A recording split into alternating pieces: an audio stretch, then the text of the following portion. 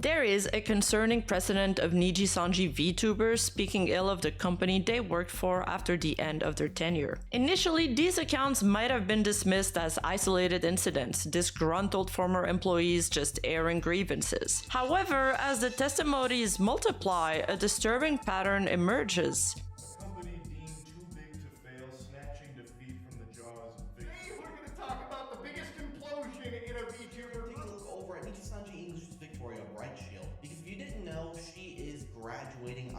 Because no matter how hard they do it, they don't exactly get enough resource for them to even eat or... How can they go? That's the question being asked about Anycolor Incorporated, the parent company of both Nijisanji and Nijisanji English, now hitting their lowest recorded stock betrayed. That being Sayu Synchronicity, an indie VTuber, formerly a corporate It finally dawned on them just how much they botched their image in the West. How this company that was worth $1 billion at some point on the Japanese stock exchange can't even compare to its biggest rival anymore. These are not simply isolated cases anymore. They represent a consistent thread woven through the shared experience of multiple former talents, thus rendering them highly unlikely to be coincidental. And after all, where there is smoke, there is fire, and I smell a lot of smoke.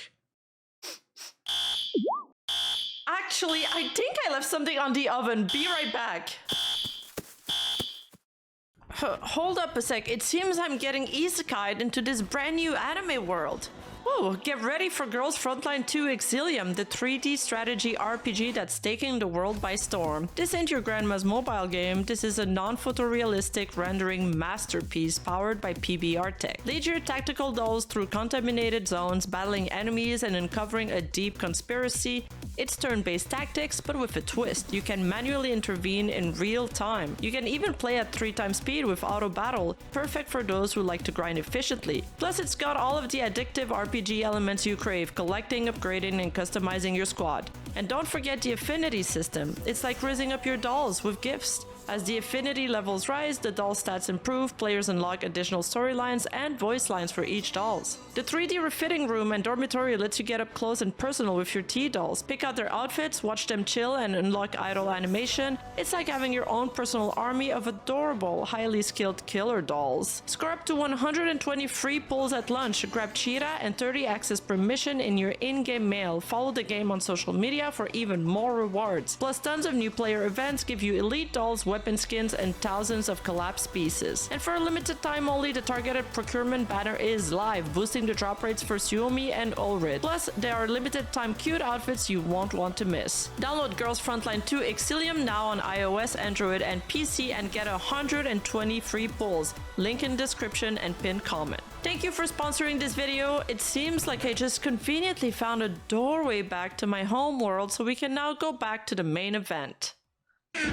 The financial discrepancies with Nijisanji, as revealed by former livers, paint a stark picture that may feel like unfair treatment masked by the veneer of success. Michi Mochivi is a former Nijisanji talent from the Indonesia branch that operated under the name of Mika Milatika that later got picked up by Vshoujo, where she is now enjoying a resounding success, and she has recently been opening up more and more about her experience with her former employer. Michi Mochivi's experience is particularly telling. Her statement, "I did pretty well and didn't get much," while she was one of the top Nijisanji Indonesia earner. The people that don't do well don't get much. And I did pretty well, and I don't get much. Encapsulates the widespread feeling of being undervalued that often goes hand in hand in Asian corporate culture. In one of her accounts, Michi details a typical Asian contract. Asian company contract experience, okay? You get 15 pages.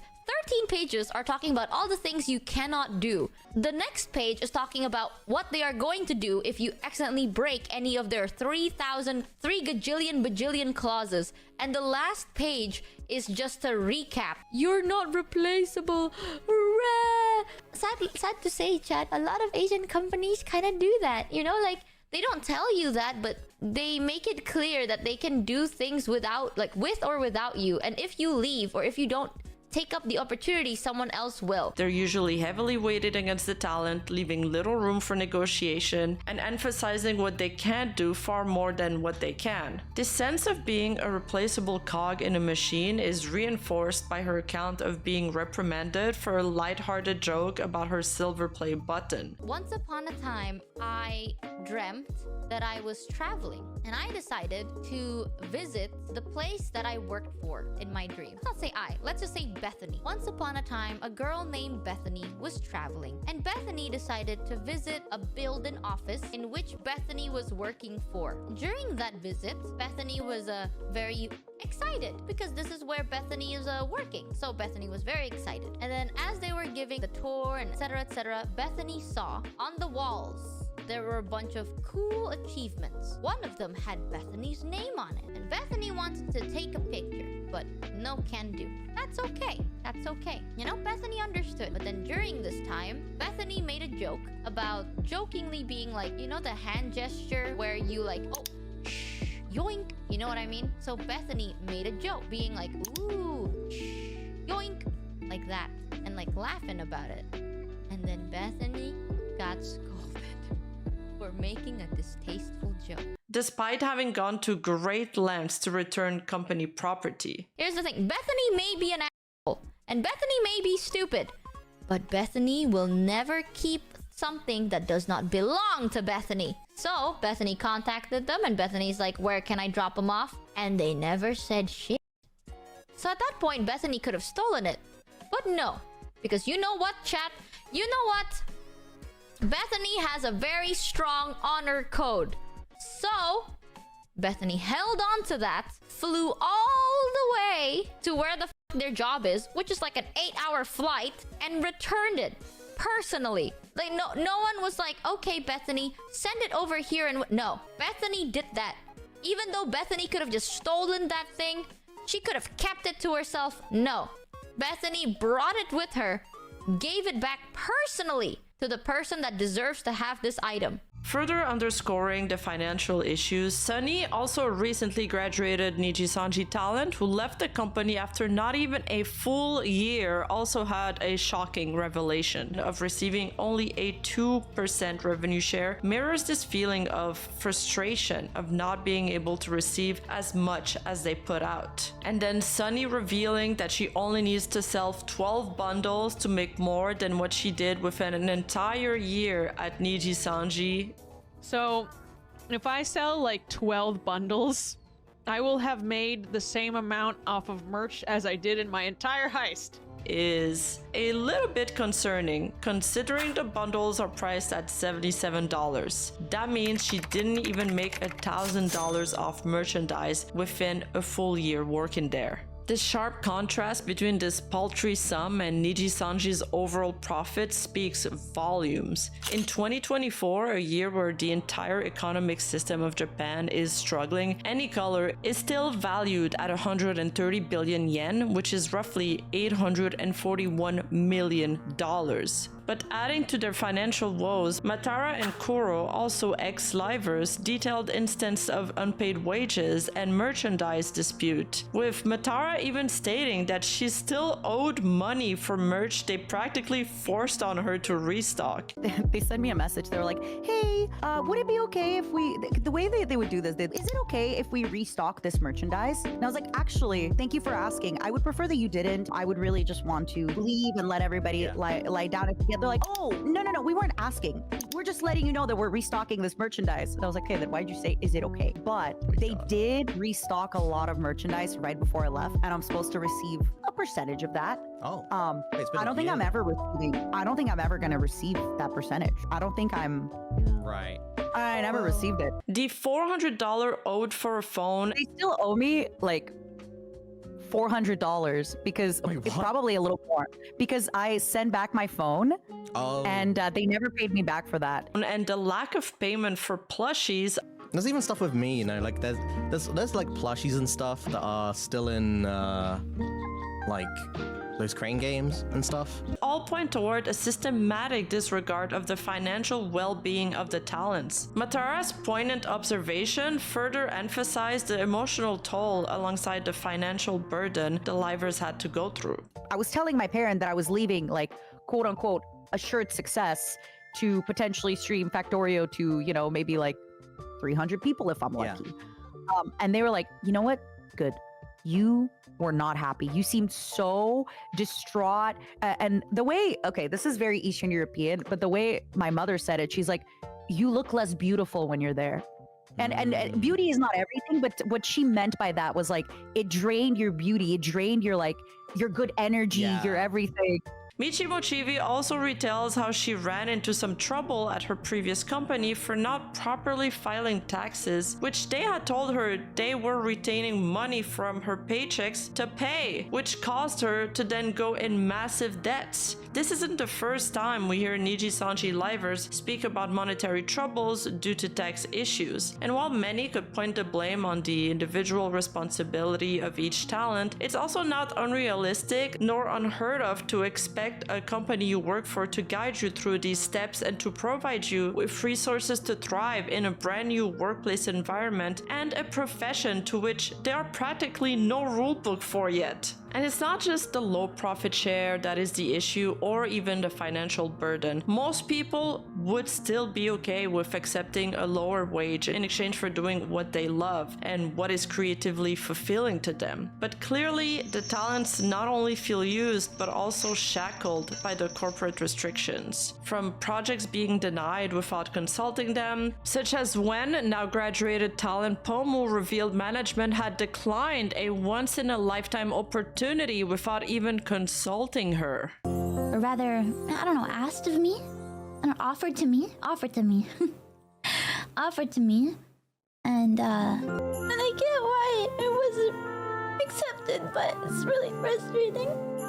Things weren't negotiated or anything, it was just flat out no. Because I felt like maybe it was a once-in-a-lifetime opportunity or something, I don't know.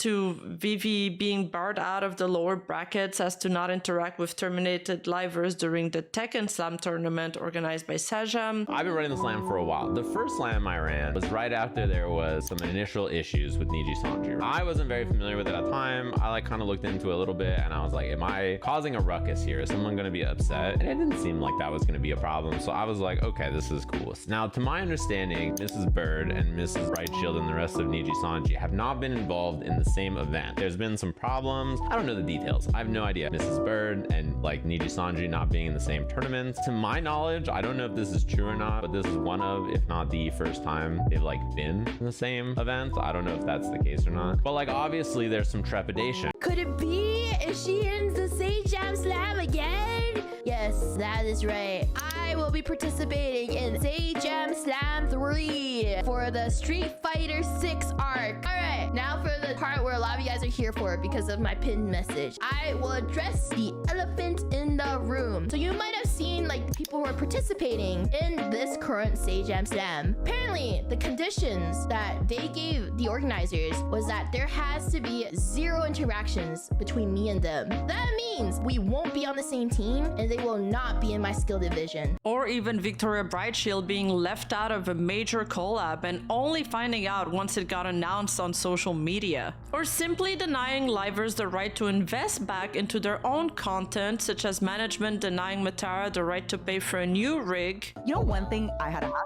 I had to ask if I could pay to get myself re-rigged. And it wasn't something I was allowed. But I was like, please, can I pay to get a re-rigging? Please, I beg you. And Reza from ID also confirmed previously that they weren't allowed to invest back their own money into projects, and that was the reason he envied indie VTubers who could. Of course I earn money from other places, right? But that money can't exactly be used immediately for my VTubing career. That's what I'm a little bit jealous of. When I see like indie VTubers like, man, they can just spend money to buy like to make new models and everything. And And Maidmint, previously Pomu, finally opened up about her 3D model whilst at Nijisanji, noting how disappointing the quality was compared to other 3D models and how she had to wait an entire year for changes that weren't even applied, thus only allowing her to use her model twice before retiring. I had a dream once where I got a 3D model and I really didn't like it. And I felt that compared to other 3D models, it was not good and had less detail compared to the other 3D models, and it made me really sad, and I wasn't able to use the 3D model for a very long time. And then I asked them to change it, and all they did was change the hair color just a tiny bit, but I had to wait an entire year for that to happen, and they didn't even make any of the changes that I asked about, and then I only got to use it like 2 times, and then I woke up from the dream. There's been multiple instances where the company felt like it was breathing down their necks while simultaneously not being there for them when it was the most needed. And to be fair, perhaps some of these restrictions are there to protect the livers. After all, the corporate life isn't for everybody. But surely the perks have to exceed the downsides, or else why would anyone stay? For a while, we all thought Victoria's Bright Shield graduation was due to the increased scrutiny Nijisanji EN had been under after the Silen Gate incident, which for sure made it a heavier environment to work in. But it still came as a surprise when Victoria came out and reclarified her reasons for graduating, which were not because of people harassing her or even because of the negativity surrounding the company, but really it was for probably the same reason all the others graduatees left. Feeling unhappy, underappreciated, coupled with poor financial perks and feeling restricted by the suit upstairs. It's probably not a surprise to you guys that I'm pretty unhappy here. When those bad things keep happening and they keep adding up, there were many reasons that kind of led me to this. But, you know, what caused me to have made these decisions are people that will probably never care and probably don't know anything about me. It's more about the decisions that the company takes that I just cannot agree with. And I don't understand. If my reasons were because I felt that I was getting way too much hate, that's just like the cost of business, I think, if you become a VTuber. So, no, I love you guys so much.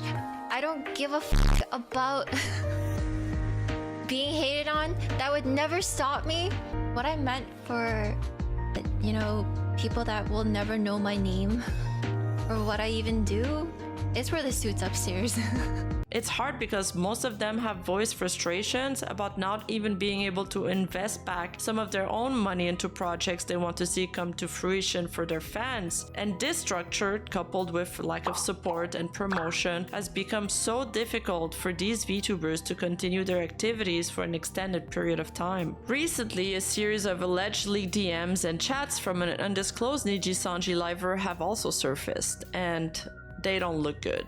In the first screenshots, we can see a liver tell how they were encouraged to spend for their debut, how they are now $10,000 in debts. And again here, the sentiment of not being able to do the things that I want to do. The same liver goes on to state, it's not the same as before, it's so unfair to us. We make 50% of everything, they have done nothing for me. It's just very skewed. It sucks, like we technically are not allowed to do anything else content related. It's great. They don't want us to have anything else. I can't do anything, I get nothing, and I'm supposed to be happy with that. We were heavily encouraged to spend money on debut, so I did because we all thought it's fine. Others made like $25,000 first month. I get my first paycheck $100. They took 90% of it to pay off my assets. And it also seems that this undisclosed liver wasn't able to earn money for 9 months because things kept getting delayed. We can only assume it was probably because they were getting prepped for debuting. I was told I'd get a certain amount of money and it can go to whatever I want, so I'm thinking, okay, finally I can live off of this for a few months, I'll budget, etc. They took it and put it into assets funds, and I was never told that. They just did it. We were told to quit our jobs for this. You can't stream elsewhere. I had to delete all my old accounts, delete my Discord server, etc. So I have nothing. All my old fans are gone. And this brings me to my next point, the uneven restrictions when it comes to letting livers speak out on certain topics. The Nijisanji fanbase stretches far and wide, and groups of people from all kind of culture come together for their love of VTubers. And while that is beautiful in one way, the pitfall of this is that there is bound to be cultural clashes. We've already witnessed a few instances of this. Vox Yo Mama joke was met with backlash and even people asking him to graduate. And because people have brought it up, I'm just going to clarify something. I did have a talk with Sonny and he wasn't offended by my fucking joke at all. Because in our culture, it's not something offensive to say. It's just a silly little piece of mindless banter that a lot of people from both the UK, Australia, and just general Western countries don't really think twice about. Kyo's Korean plastic surgery joke as well, and let's not forget the laundry list Rabbit fans drafted against Dina Kozaka's perceived harmful quote-unquote actions. They were all nothing burgers, and they would have stayed nothing burgers if the livers were at the very least allowed to squash dissents and nip rumors in the bud. But instead, they are forced to remain silent time and time again on issues where they should have been allowed to speak up, or worse even, to apologize for things they should have never had to apologize for. After Kyo received backlash for his plastic surgery joke, he proclaimed he wouldn't apologize for it as he had done nothing wrong. However, mysteriously a few days later, he posted an apology on Twitter, which raised a few eyebrows. Kuro and Matara also echoed a similar feeling when it came to their own issues. I wish I would have been allowed to address, because I wish I would have been allowed to address things. But on the other hand, Nijisanji isn't heavy-handed enough when it comes to their livers speaking out of terms, such as when Uki Violeta made jokes about white people. It really feels like their priorities aren't where they should be. Another issue that has arisen is that dissent doesn't just come from part of their fan base. I don't want to generalize the entire fan base. I'd say it's usually a loud minority that causes the most issues, but it also now comes from outside the fan base. As you guys may know, the reputation of the company was already going downhill before the unfortunate events of the Selen Gate, but it practically nosedived after it. And then there are strings of instances where Niji failed to meet fans' bottom line expectation that were so very dependent on them keeping the trust in the company they supported, such as the cancellation of the LA concert, so very close to the expo date, and the Yab Studio situation, which happened a few months ago, where allegations surfaced that an employee of Yab had drugged their talents, secretly took pictures and videos of them without consent and leaked them to third parties. But Nijisanji has not done anything yet to salvage any music video affected by the situation. And this has made it particularly difficult for new VTubers to thrive within the company. Most people may enjoy their content, but simultaneously want to boycott the company and apply pressure to push for better work environment and advantages for the talents. The company has lost trust of the EN VTuber fanbase. So we are at an impasse. How do we support the talents without supporting the company, knowing the company takes a revenue over everything they do? On one hand, I completely understand audiences wanting to vote with their wallet or their time if they're deciding to watch a live stream. But on the other hand, I also sympathize with this Nijisanji liver, for example, who's now having financial difficulties because they debuted, they're in debt, and believes that things won't get better because, quote, people won't support the company no matter what because a lot of fans who would be interested in my content are not willing to watch the company. My audience is mainly constituted of antis and the company won't do anything to support us. And again, the lack of support by itself isn't the worst case scenario, but it's a lack of support compounded with them taking a sizable cut of your profit, compounded with the overbearing restrictions that make it so many are thinking, well, at this rate, I might as well try this on my own and see what happens. Which is more or less what happened when Nijisanji ex-talent Hex Haywire decided to graduate from the company on August 23rd. But when it comes to content, they're pretty hands-off. They'll tell you when you're not supposed to do something, and they'll give you a list of, things you cannot do, but they're pretty hands-off. Yeah, it's a little bit more work. So I'm working right now more than I ever have been in Wendy's, but it's also more fulfilling to be able to make the content that I want, but also make the content that I feel that you guys would like too. And you know, perhaps this is symptomatic of a wider societal change that we're seeing post-COVID, where people, and young people especially, don't necessarily want to work jobs that aren't fulfilling anymore. After all, even with a 50% on revenue share, Hex was pretty successful. He amassed over 300,000 subscribers and earned over $439,000 in super chats alone on his channel in the span of 2 years. That's approximately $76,000 per year after the YouTube and agency fee. If we assume there is a 50% revenue cut on super chats based on the alleged leaks we got in the past, considering the average American income is around $37,000, I'd say that's pretty good for being a streamer. And that's without adding merch revenue, membership revenue, and AdSense. That's just super chats. So financial incentives are only one piece of the puzzle when it comes to retaining talent. Security and fulfillment are equally important, and these needs manifest in many different ways. But in the case of Nijisanji, the financial practices seem unfortunately intertwined with a workplace environment that discouraged open communication and fostered significant anxiety among its talents. Michi's Mochivi's candid admission that she worked out of fear and was seeking approval from the higher-ups highlights the pressure some livers faced. But most of the time, I worked because I was really scared.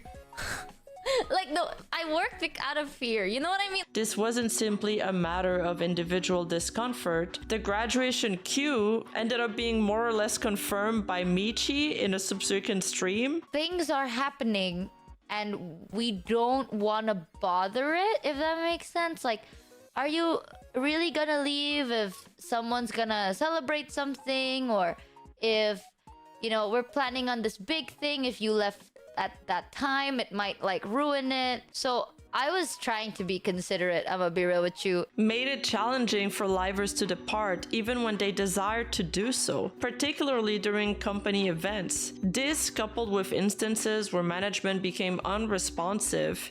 Yeah, okay. She talked about it. She was getting ghosted a little bit by management. And I was like, call them up. I was like, call them, tell them. I'm like, they're trying to delay it. They're trying to like make you miss, like, I was like, no, call them.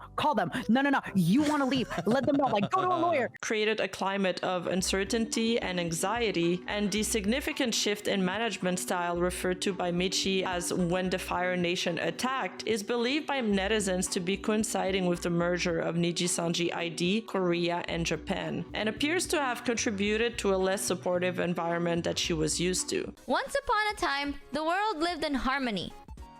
The managers were very nice. And then, the Fire Nation attacked. Consequently, the combination of financial instability, limited creative freedom, and an atmosphere of apprehension is creating a stressful and damaging environment for these performers. Even Matara's mother was relieved when she left the company because she said she looked less beautiful while working there, like her energy and beauty were being sapped. Meanwhile, since she's joined VShojo, she's had nothing but praise for her new management and surprise at how supportive they were. You know, my manager's like, how can I help? You need me to hire somebody, an artist, you need like a background person, like, what do you need? And I told her I'm not used to that, so I was just so like, whoa. What do you mean? It's crazy that support isn't immediately part of the package deal you sign on with a company in exchange of them taking a huge chunk of your money. And you know what? The proof that fostering a positive environment for talents can be beneficial is that she's far more successful and happy now than she ever was. For example, in October, she was the most watched female Twitch streamer. That's just to show you how success and passion can go hand in hand together still. It's not just a pipe dream, it can happen. And finally, I want to touch on one last point. Recent leaks have brought to light a deeply disturbing issue that cast even further doubt on Nijisanji's commitment to the well-being of its talents and its ethical standards. In these leaked conversation, an unnamed liver states, "It's 100% evil to lock us in when a lot of us are making zero money." A friend's response, asking if they do not fear being terminated by the company, prompts the liver to reveal a shocking situation involving Aster Acadia, a member of the Nijisanji Liver group. "When I had a mental breakdown and went to Twitch, it was because Aster was saying like he wants to fly me out of Japan, saying weird sexual shit, pestering my friends. I went to management, they wouldn't even speak to him. I was considering graduation, but my manager talked me out of it. It feels gross to me. It feels like I'm hiding his behavior because it's not just me, it's many girls and my friend." The livers then claimed that management took no action, citing their fear of bad PR is deeply concerning. And while I can confirm the validity of those claims or even the screenshots, this isn't the first time we had similar rumors surfaced against this Nijisanji Vtuber when DMs between him and Scarly were previously leaked. Considering they got rid of Shindo Raito, who was a best in record time, literally. And if you're interested in a detailed breakdown of the situation, I have a full video detailing hour by hour how 5chan exposed this predator. But the contrast between the agency's swift dismissal of Shindo Raito following similar accusations and its apparent inaction in this case raises serious concerns about selective enforcement and a potential prioritization of public image over employee safety and ethical conduct. The implication that Nijisanji would tolerate such alleged behavior to avoid negative press is deeply disturbing and raises significant questions about the agency's accountability and its willingness to protect its talent from harm. The glaring discrepancy between Nijisanji's carefully curated public image and the harsh realities reported by its former livers is striking. While the agency promotes a sense of community and mutual support, the testimonies paint a picture of corporate greed, intimidation, and a lack of transparency. The financial grievances detailed by the ex-livers combined with the allegations of unfair contract terms and inadequate support from management reveal a significant disconnect between the promised dream and the lived experience of those who work to maintain it. The repeated nature of these complaints, alongside the absence of any meaningful response from management, aside from the "we're going to sue you if you defame us," strongly suggest a company-wide failure to address fundamental issues impacting the well-being of its talents. So the question remains, is the failure rooted in upper management's incompetence, or is it indicative of a deeper structural flaw within Nijisanji's business model and decision-making processes that actively prevents redressal of these grievances? Is Nijisanji EN just a take-it-or-leave-it deal now? With them not even considering the American market as part of something the company needs to be sustainable, it's hard for English viewers and livers to apply enough pressure when, at the end of the day, the company feels like they are expendable and that it won't affect their bottom line. We're negligible. Except it did affect their bottom lines because for the first time since its founding in 2017, the company's growth has halted and their latest financial results revealed a significant drop across all their businesses, with EN in a particularly dire situation with their live streaming and streaming revenue both down by about 50%. So unless they want to keep going down that path, Nijisanji really needs to look internally at how they can fix their underlying issues. After all, it would be a shame for the VTuber industry and in the spirit of market competitiveness to lose such a giant. And the first step will be to admit that we're not negligible. The shit you see online, that's just one side of the story. What Bethany experienced was a whole completely different story. A whole DLC, I dare say. And if this DLC ever came to light... You're lucky Bethany has an honor code. You're lucky! Bethany never forgets. Thank you so much for watching. If you're enjoying this video, don't forget to like, subscribe, and hit that notification bell button. Check out my latest merch collection on otakubon.com to bring home your Rima Dakimakura. And check out my second channel for daily uploads or my Patreon for more exclusive monthly videos. If you want to have your name immortalized in the credits, like these lovely people that will follow very briefly, consider dropping a membership to the channel. Either way, you are already supporting me tremendously by watching this video, and I appreciate you so much for it. Until next time, bye bye! And after all, well, pronounce Rima. Michi Mochivi's experience, in one of her accounts, Michi details a typical Asian contract, and they're usually in one of her accounts, Michi details a typical Asian. Matara and Kuro also Matara's poignant observation.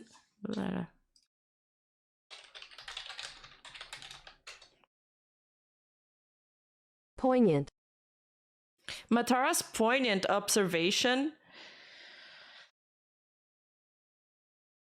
But it's the lack of support compounded it's a lack of support compounded with them taking a sizable cut of your profit, compounded with the restrictions that make it so, compounded with the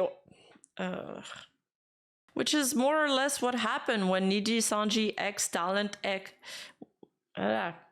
If we assume there is indeed in the past when DMs between him and Scarly were leaked. Oh wait, this sentence doesn't make sense. This disparity raises serious questions about the agency's ethical practice. Okay, you know what? I've already said that.